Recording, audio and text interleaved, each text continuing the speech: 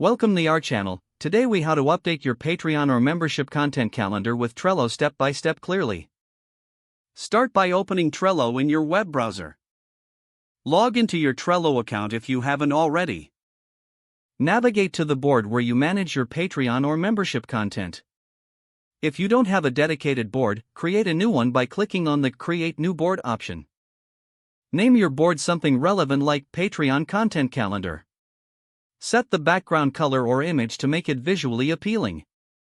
Once your board is ready, create lists for different content categories. Consider adding lists like Ideas, In Progress, and Scheduled. Next, add cards under each list to represent individual content pieces. For each card, include essential details such as the content title and description.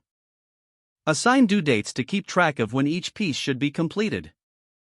You can also add labels to categorize your content, like video, blog, or podcast. Drag and drop cards between lists as you progress through each stage of content creation.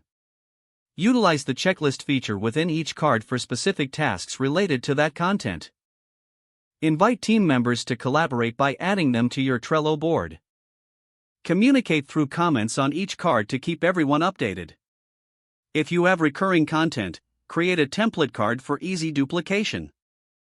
To keep your calendar organized, archive cards that are completed. Use the calendar power-up to visualize due dates in a calendar format. Periodically review your overall content strategy by analyzing content performance. Adjust your Trello board as needed to reflect any changes in your membership goals. Regularly update your content calendar to stay on top of upcoming deadlines. With these steps, your Patreon or membership content calendar will be efficiently managed in Trello. If the page does not load, refresh the browser or try again in a private or incognito window.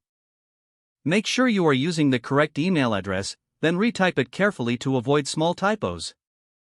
If your password is not accepted, use the reset option and create a new strong password you can remember. Check your spam folder for verification or security emails, then complete any requested confirmation. Enable two-factor authentication if available to improve account security and reduce unauthorized access risk. After signing in, review your profile details so your contact information and settings are accurate and current. If you see an error message, note it down and try again after restarting your device and internet connection. Don't forget to like this video and subscribe to our channel for more step-by-step tech guides.